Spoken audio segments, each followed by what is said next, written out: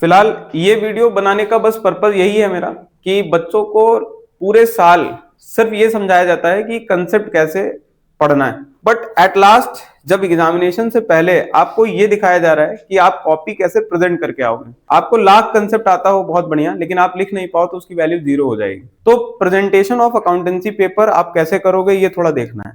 मतलब लिख करके काट देते हैं, ओवर राइटिंग करते हैं। आप एक टॉपर की कॉपी देखो कि किस तरीके से वो लोग प्रेजेंटेशन करते हैं, कैसे उनके नंबर 100 में 100 जाते हैं। ठीक है, ये आपके पास अकाउंटेंसी की कॉपी है, ये कोड है आपका। देखो इन्होंने एमसीक्यू में किस तरीके से लिखा है। कई बच्चे बोलते हैं कि सर हम खाली ऑप्शंस लिख दें तो भी चलेगा। बेटा चल सकता है, बट देखो एक जो होता है ना, जैसे मान लेते हैं ऑप्शन है एमसीक्यू का 1 का सी है, उसकी वैल्यू भी उन्होंने बता रखी है। सी में ऑप्शन कौन सा है वो भी बता रखा है। अगर आप देखो जैसे उसकी गलती भी हो गई तो नॉर्मली उसने एक कट लगाया है। कई बच्चे क्या करते हैं, ओवर राइटिंग 2-3 बार काट देते हैं। फिर आप इधर देखो वर्किंग नोट इस तरीके से उसने मेंशन किया हुआ है। एक बार आप इसका ना फॉर्मेटिंग देखना। कई बच्चे होते हैं जो फॉर्मेट्स के ऊपर बहुत नहीं ध्यान दे पाते उधर। इधर देखो, वैसे इसकी बहुत ज्यादा नीड नहीं थी, बट फिर भी देखो डेबिट क्रेडिट कौन सा अकाउंट बना रहा है वो लिखा है, टू सही से लिखा है, बाई सही से लिखा है, टोटलिंग देखना उसकी कैसी है, फिर उसकी बैलेंसिंग कैसी है, कहीं एक कट आपको नहीं दिख रहा है। ये सारी इंप्रेशन ये पहले स्टार्टिंग के मैंने अक्सर बोले हैं 2-4 पेजेस में आप थोड़ा सा एक कॉन्फिडेंस लेवल मेंटेन करके चलिए। बहुत ज्यादा कट-पुट हो जाता है ना, तो उससे आपके बारे में एक विडंबना बन जाती है कि बच्चा अभी कॉन्फिडेंट नहीं है। क्या मेरी बात समझ में आ रही है? बोला हाँ या ना। इधर देखो, फिर उसके बाद देखो रिवैल्यूएशन अकाउंट इन्होंने इसको मेंशन कर रखा है, लेकिन बहुत नॉर्मली से उसने डेट डाल रखी है, पर्टिकुलर डाल रखा है, रिवैल्यूएशन अकाउंट। फिर देखो बैलेंसिंग कितना अच्छा फॉर्मेटिंग कर रखा है, जहां पे टोटल हो रही है वहां पे डबल लाइनें से। ये डबल लाइन का मतलब क्या होता है, वो ईयर या वो अकाउंट क्लोज हो जा रहा है। ये सब छोटी छोटी बातें ना टीचर्स को हाईलाइट करती हैं। जैसे इन्होंने अपना पेंसिल से फॉर्मेट बना दिया है, ठीक है। आपके वहां पे अगर फॉर्मेट बनाया आएगा, अगर आपको यूज करना आता है, आप यूज करना चाहते हो तो यूज करो, अगर आपको फॉर्मेट नहीं यूज करना मत यूज करो, दोबारा बना लो। क्या मेरी बात समझ में आ रही है? कोई फॉर्मेटिंग यूज करने की बहुत ज्यादा आवश्यकता नहीं है। आप अगर ऑल्दो जैसे बहुत सारी चीजों में कई बच्चे क्या करते हैं, वहां पे ऑलरेडी मार्जिन बने होते हैं, तो थोड़ा देख करके काम करना। हाँ, सबको इक्वल डिस्टेंस मेंटेन करना है। जैसे अगर आप नोटिस करो यहाँ पे कई बच्चे होते हैं, आरती का अकाउंट अगर बना रहे हैं तो उसमें स्पेस ज्यादा कर देंगे, भारती का अकाउंट बना रहे हैं स्पेस कम कर देंगे। बाद में स्पेस प्लानिंग होती है, पहले ही आप बीच में से लाइन डिवाइड कर लो कि आधा सेक्शन इधर होगा, आधा सेक्शन इधर होगा। हमें अमाउंट कितना लिखना है, कितना छोटा वर्ड, जैसे 2 लाख की फिगर भी लिखी है, 3 लाख की भी फिगर लिखी है, तो उसने किस तरीके से प्रॉपरली मैनेज किया है। मैं कई बार बच्चों को यह समझा रहा था कि कभी भी आप जब डिजिट्स लगते हो तो आपको एक बार पीछे जाकर के टोटलिंग करनी पड़ती है। पीछे जाओगे फिर से वही सारी डिजिट्स रखोगे तो आपको टोटलिंग में डबल टाइम वेस्ट होगा। ये देखो किस तरीके से किया इसने, 2 लाख किया। इसी के नीचे देखो किस तरीके से प्रेजेंट किया। मतलब अगर 30,000 का फिगर है तो ये देखो 2 लाख, फिर 30,000, 65,000, 90,000, 60,000, अपना टोटलिंग एक साथ उसने कर लिया। इससे क्या होगा, उसका टाइम बड़ा बचेगा। तो जो पीछे बार बार जाके टोटलिंग कर रहा है वो वहां पे नहीं करेगा। साफ सुथरा प्रेजेंटेशन का यही सबसे बड़ा एडवांटेज होता है। देखो आप खुद देखो, जहां उसकी कोई गलतियां हो भी गई, ठीक है भैया मैंने गलत कर दिया है, तो वहां पे उसने लिख दिया है यहाँ पे ये, और हमने दूसरा क्वेश्चन नंबर रखा है, पेज नंबर मेंशन कर दिया। आप जो अक्सर गलती करते हो अपने एग्जामिनेशन कॉपी में वो है वर्किंग नोट। वर्किंग नोट्स को दिखाना जरूरी होता है। वर्किंग नोट्स से ये तय होता है कि ये बच्चे ने आंसर कॉपी नहीं किया है। यह आपका प्रूफ है कि मैंने ये आंसर खुद से लगाया हुआ है। देखो उसके बाद कई बच्चे होते हैं जिनको जर्नल्स के लिए हम अक्सर समझाते हैं, बच्चों जर्नल का प्रॉपर फॉर्मेट आप बनाएंगे। सर डेट हो गया, पर्टिकुलर हो गया, एलएफ हो गया, डेबिट हो गया, क्रेडिट हो गया, पेंसिल से आप अपना बना दीजिए। हर जर्नल एंट्री के बाद देखो उन्होंने क्लोज भी कर रखा है, देख रहे हो कि नहीं देख रहे हो। फिर उसके बाद नरेशन डाला है, सबसे इंपॉर्टेंट चीज। जैसे मान लेते हैं आपका शेयर्स का क्वेश्चन आना ही आना है, ये कंफर्म है। सबसे बड़ा आपका नंबर का जो 2 चैप्टर, आपका अकेले कितना नंबर कवर कर लेते हैं बच्चों? 24 नंबर। आपके लिए वो 24 नंबर छोटे मार्क्स नहीं होते हैं। और उसमें करना क्या है, क्या बहुत ज्यादा प्रैक्टिकल है? नहीं, उसमें करना होता है जर्नल एंट्री। और जर्नल एंट्री में सबसे ज्यादा इंपॉर्टेंट पैरामीटर होता है कि सर जब भी हम जर्नल एंट्री बना रहे हैं, देखो सुंदरता देखो, जैसे बैंक अकाउंट इधर लिखा, अगली बार भी उसने वही स्पेस को यूज किया हुआ है। जैसे उसने डेबिट यहां पे दिया, यही डेबिट उसने यहां दिया। और आप कैसे लिखते हो, कभी यहां डेबिट लिख दिया, कभी यहां डेबिट लिख दिया, कभी। ये सारी चीजें बहुत ज्यादा ऑब्जर्व करने वाली होती है। जब आप आंसर प्रेजेंट करते हो तो इन सब बातों को बहुत अच्छे से देखो। जैसे इसने लिखा bank account debit to share application and allotment account, फिर उसमें लिख दिया वहां पे being application money receive, close कर दिया। फिर उसके बाद उसने ये लास्ट में क्या किया, स्केल लगा लगा करके पूरा क्लोज किया। ये प्रॉपर आंसर होता है। अब कई बच्चे क्या करते हैं, यहां से खींचते हैं, बाहर लेके चले जाते हैं। अमाउंट सेक्शन में आप कोई भी देखो, हमारे यहां एक लकीर का मतलब कुछ भी अर्थ का अनर्थ निकाल देता है। कहां डबल लाइन लगानी है, कहां एक सिंगल लाइन लगानी है, साल भर मैंने यही आपको बताया, यही बताया पूरा। आ जाओ, उसके बाद देखो यहां पे क्या लिखा हुआ है, जैसे फर्स्ट कॉल है to share capital to security premium, फिर being due amount of first call, उसने जो किया बड़ा छोटा नरेशन लिखा। देखो ऐसा नहीं कि उसने बहुत ज्यादा एक्सप्लेनेशन दिया, लेकिन उसने पूरी बातों को कंप्लीट किया। कई बार ऐसा भी हो जाता है बच्चों का पेज खत्म हो जाता है, तो बच्चे या तो पेज छोड़ देते हैं या तो फिर वहां पे उसको यहां पे ऐसे इस तरीके से लिख देना है पीटीओ, मतलब पीटीओ का मतलब हो गया प्लीज टर्न ओवर। लेकिन फॉर्मेट अगर आपका बना हुआ है तो देखो इसने क्या किया, यहां से ये लाइन टच कर दी, ये लाइन टच कर दी। अकाउंटेंसी के पेपर में अक्सर ये प्रॉब्लम आती है कि सर एक पेज से क्वेश्चन दूसरे पेज की तरफ जाता है।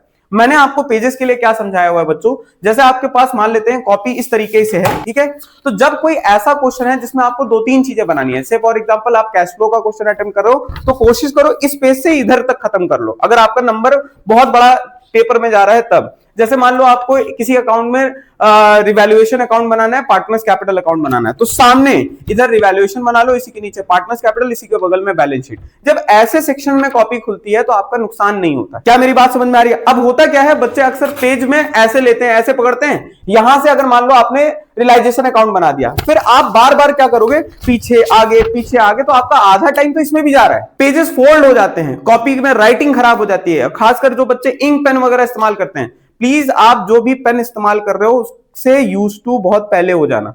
नया पेन, अक्सर आदत भी होती है आप लोग की, जब हमारा पेपर पड़ता है तो हम जाते हैं और सबसे पहले स्टेशनरी से एक ही काम करते हैं। अगर मेरा पेपर होगा, खासकर 12वीं का पेपर है, तो सबसे ज्यादा बच्चे जाएंगे सारा स्टेशनरी। वैसे इस बार तो सारी स्टेशनरी मैंने आपको दी हुई है, हाँ आपके किट में तो सब कुछ आपको मिला ही होगा, तो उससे थोड़ा बहुत यूज कर लेना और एक दो एक्स्ट्रा भी रख लेना। हाँ पता चला दो ही दिया है, उसके बाद क्या बोलते हैं सर आपने पेन दी थी तो दो खत्म हो गई, नहीं, एक दो पेन हमेशा एक्स्ट्रा रखना अपने पास। अपने दोस्तों का सहारा बनने की कोशिश मत करना या अपने दोस्तों से मांगने की कोशिश मत करना कि ला भाई पेन दे दे मुझे। एग्जामिनेशन हॉल पहुंच जाते हैं उसके बाद वहां पे पेन मांगते हैं, ये हरकतें अच्छी नहीं है, ठीक है। और प्लीज इन चीजों को एश्योर कर लेना कि जैसे अगर मान लो पेज आगे बढ़ रहा है तो देखो इसने बड़ा एकदम यूनिक तरीके से, चाहता तो ये यहां पे भी खोचा पेची कर सकता था, लेकिन इसने क्या किया, बेहतर किया इसने काम, bank account debit, calls in arrear account debit to यहां पे लेकर के चला गया है। अच्छा, जब आप इस तरीके के प्रेजेंटेशन करते हो तो देखो टीचर कहीं कहीं आपकी, देखो बच्चा ही है वो भी, हम ये नहीं कह रहे हैं कि वो एकदम परफेक्ट होगा, अगर आप इसकी कमियां निकालने बैठोगे तो आपको हजारों कमियां दिखेंगी। मैं आपको ये आइडिया बता रहा हूं कि आप देखो कि कैसे वो उस पोर्टफोलियो में पहुंचा है कि 100 में 100 उसको मिला है। जब आप थोड़ी थोड़ी कहीं बारीक गलती भी करते हो और अच्छा प्रेजेंटेशन रखते हो, साफ सुथरी राइटिंग लिखते हो, तो आपके नंबर आने के चांसेस और हाई हो जाते हैं। फिर टीचर भी लीनियंसी बरतता है, उसको समझ में आता है कि 3 घंटे में बच्चे के ऊपर जो प्रेशर पड़ता है ना, वो प्रेशर के साथ इसने कॉपी लिखी है, इसने वो पूरे चैप्टर्स कवर किए। देखो किस तरीके से, सबसे पहले टाइम मैनेजमेंट कितना बढ़िया है इसका, फिर इसने क्या किया है, क्वेश्चन नंबर 22 यहां से स्टार्ट किया, बल्कि इसे एक हम लोग सजेशन दे सकते हैं, जैसे ये इसने वर्किंग नोट बना रखा है, ठीक है, अगर वर्किंग नोट है तो आप पेज के लास्ट में शुरू करिए, बाकी बेहतर है कि हमेशा नया क्वेश्चन नए पेज से स्टार्ट करिए, नया क्वेश्चन हमेशा नए पेज से स्टार्ट करिए। देखो इसने भी वैसे ही किया हुआ है, गलती हो गई 2 बार लाइन कर दिया, जरूरी नहीं है, उसको लगा कि एक बार में नहीं समझ में आएगा, तो उसने, देखो गलतियां होती हैं एग्जाम टाइम पे, लेकिन उस गलतियों को छुपाने के चक्कर में आपने पूरा फिर क्वेश्चन काट देते हैं कई बच्चे। देखो अगर आपने फॉर्मेट बना लिया, अब आप एक गलती की वजह से पूरा फॉर्मेट काट करके फिर से दोबारा अटेम्प्ट करोगे तो आपका फॉर्मेट बनाने में दोबारा टाइम खर्च होगा। ये जो मैं बातें बता रहा हूं ये बहुत इंपॉर्टेंट बातें हैं। फिर उसके बाद ये देखो, हर साल आप नोटिस करो यहां पे जैसे उसका साल खत्म हो रहा है उसने डबल लाइन खींच दिया, एक सिंगल लाइन कब होती है पता है आपको, जब इधर भी एक अमाउंट होता है इधर भी एक अमाउंट होता है, तो आप सिंगल लाइन भी खींच लोगे तो काम चल जाएगा आपका, लेकिन जब आपका एक से ज्यादा अमाउंट यहां पे लिखा आ जाता है तो डबल लाइन खींच देते हैं, ठीक है। इसके अलावा क्या है, देखो पूरा वर्किंग कैलकुलेशन, फिर उसके बाद देखो जर्नल का पूरा फॉर्मेटिंग किया हुआ है, जहां पे उसने छोड़ रखा है पेजेस किसी कारणवश छोड़ा होगा, ठीक है, और नहीं है तो आप भी वहां पे लिख सकते हो कि भैया प्लीज टर्न ओवर, हम छोड़ दे रहे हैं यहाँ पे, वहां पे स्पेस डाल करके या एक कट लगा दो, नहीं तो टीचर कट लगा देते हैं, ठीक है। ये देखो वर्किंग नोट देखो इसकी कितनी प्रॉपर है, देख रहे हो, चाहे वो गुडविल निकालने का फॉर्मूला हो, गुडविल देखो किस तरीके से निकाला है, इतना साफ सुथरा हो गया, उससे कोई थोड़ी मोड़ी गलती हुई उसने सुधार करके उसको सही कर लिया, आंसर लिखते समय उसने बता दिया ये 4 लाख रुपए का। और इन चैप्टर से देखो जैसे गुडविल हो गया, रियलाइजेशन हो गया, फिर उसके बाद कौन सा अकाउंट हो गया, रिवैल्यूएशन हो गया, पार्टनर्स कैपिटल हो गया, शेयर का क्वेश्चन हो गया। ये सब ऐसे चैप्टर्स होते हैं जो तुम्हारे तैयार होते हैं, साल भर तुमने इस पे टाइम दिया हुआ होता है। तो सबसे पहले ट्राई करें कि क्वेश्चन उसी का अटेम्प्ट कर लें हम लोग। समझ में आ रहा है? इधर देखो, इसका प्रेजेंटेशन दिख रहा है कि नहीं दिख रहा है? अरे बोलो यार। फिर सेकंड वाले सेक्शन में जब वहां पे आता है जो एफएसए वाला है, देखो एफएसए का प्रेजेंटेशन इसने ऐसा मैं नहीं कह रहा कि आप सिर्फ ऑप्शन लिख दोगे तो काम नहीं चलेगा, लेकिन यार ऑप्शन के साथ अगर वो अमाउंट लिख दो, कभी कभी टीचर को अमाउंट दिख जाता है तो भी टीचर नंबर दे देता है। ठीक है, दोनों मेंशन करिए यार, 1 सेकंड का काम है, इसमें बहस करने की कोई बड़ी बात नहीं है। फिर इधर देखो, इनका प्रेजेंटेशन यहाँ पे हो गया अपना। फिर उसके बाद ये आपका, अच्छा क्वेश्चन की सीरीज भी ये आगे पीछे कर रखे हैं तो कोई बात नहीं, आप जिसमें कॉन्फिडेंस आप वो काम करिए। ठीक है, इसमें कोई ऐसा जरूरत नहीं है कि आपको हमेशा लाइन से ही पूरा क्वेश्चन सॉल्व करना है। जिसमें आप कॉन्फिडेंट है, जिसमें आपको लग रहा है यार एकदम सही जा रहा है, उसको उठा करके पूरा एट द एंड लास्ट तक लेके चलिए। ठीक, एग्जाम में इस बच्चे की टाइम मैनेजमेंट बहुत अच्छी, जो भी रैंक्स में 90-95 जिसके भी ऊपर जा रहे हैं, इसका मतलब उसने प्रॉपर प्लानिंग कर रखी है, उसका टाइम मैनेजमेंट बहुत शार्प है। हड़बड़ाना नहीं है वहां पे, क्योंकि आप बहुत ज्यादा जब चिंतन करने लग जाते हो तो अपना काम खराब कर लेते हो, स्ट्रेस में आ जाओगे तो भी खराब है। जब भी आप एग्जाम सेंटर्स के लिए निकलिए, थोड़ा देर पहले पहुंचिए वहां पे। हाँ, किसी से उस दिन बहस नहीं करना, किसी में हड़बड़ाना नहीं है, आधा 1 घंटा पहले एग्जाम सेंटर्स पे पहुंचना है, क्योंकि आपका माइंड वहां पहुंच करके रिलैक्स रहेगा। फालतू की बातें वहां पे नहीं करनी है दोस्तों के साथ, यार मैंने ये पढ़ लिया है, उसने वो नहीं पढ़ा है, ये सब कभी डिस्कस ही नहीं करना चाहिए, चिल रहना चाहिए उधर। ठीक, एग्जाम से 1 दिन पहले आप बस बुक के सारे इलस्ट्रेशंस को गो थ्रू करेंगे, 2 दिन पहले आप कोई पेपर सॉल्व नहीं करेंगे। जो सॉल्यूशन करना है आप अभी करिए इधर, क्योंकि उधर फिर पूरा एक बार गो थ्रू होता है। आपके बुक्स में मैंने बताया हुआ है कि आप मार्क लगा लो, स्टार बना दो, एक रफ पेज पे नोट कर लो कि इस चैप्टर के अंदर, इस पॉइंट के अंदर ये इंपॉर्टेंट टॉपिक्स है, इसमें क्या एडजस्टमेंट करनी है वो हमने सिखाया हुआ है। ठीक, इसके अलावा ये देखो हेडिंग और सब हेडिंग वाला, देखो कितना प्यारा इसने बनाया, मेजर हेडिंग, सब हेडिंग, पेपर में रहता है यहां से क्वेश्चन। सर इसके बाद अगर हम बात करें वहां पे कॉम्परेटिव बैलेंस शीट का जो क्वेश्चन आता है, कॉम्परेटिव बैलेंस शीट कितनी प्यारी बनाई है इसने। सबसे पहले उसने उठा करके चीजों को एज इट इज कॉपी किया है, फिर यहाँ नोट नंबर डाला है, फिर उसके बाद इसने क्या लिखा हुआ है, प्रीवियस ईयर, फिर लिखा हुआ है करंट ईयर, फिर उसके बाद उसने एब्सोल्यूट चेंज बताया, चेंज के बाद उसने परसेंटेज ऑफ चेंज बताया। ऐसा पेपर में रहेगा, कंफर्म है रहेगा। इसमें जानते हो मेहनत क्या करनी है, इधर देखो ये बना बनाया आता है, बस चेंज निकालना और परसेंटेज निकालना है। जो बच्चा पूरे साल कुछ भी नहीं पढ़ा, आधा घंटा 15 मिनट पढ़ ले बस इसको, 15 मिनट 20 मिनट में आपका ये टॉपिक कंप्लीट हो सकता है। इससे 3 चैप्टर आपके बड़े मददगार होते हैं। एक एफएसए वाला हेडिंग सब हेडिंग से आपको फॉर्मेट लर्निंग हो जाती है, मैंने उस पर भी जेटी बताई हुई आपको, जुगाड़ टेक्नोलॉजी दी है कि कैसे आप चीजों को याद करेंगे, बताया हुआ है ना पूरा। उसके बाद फिर इसका प्रैक्टिस करना है आपको। ये देखो, इसके बाद रेशियो का सवाल, रेशियो का सवाल उस साल करंट रेशियो से आया है, क्विक रेशियो से आया, और ज्यादातर ट्रेंडिंग क्वेश्चन देखो 3-4 आता है, जैसे करंट रेशियो का है, इन्वेंट्री टर्नओवर रेशियो का है, प्रॉफिटेबिलिटी में जीपी वगैरह है। ठीक, और जो हाल ही में अभी नए इंट्रोड्यूस हुए हैं, नेट एसेट टर्नओवर रेशियो है, फिक्स एसेट टर्नओवर रेशियो है, ये सब छोटे छोटे जो रिसेंट में आए हैं थोड़ा बहुत उसको पढ़ के जाना है। फिर इंप्रूव, रिड्यूस और नॉट अल्टर वाला केस एक पढ़ के जाना है।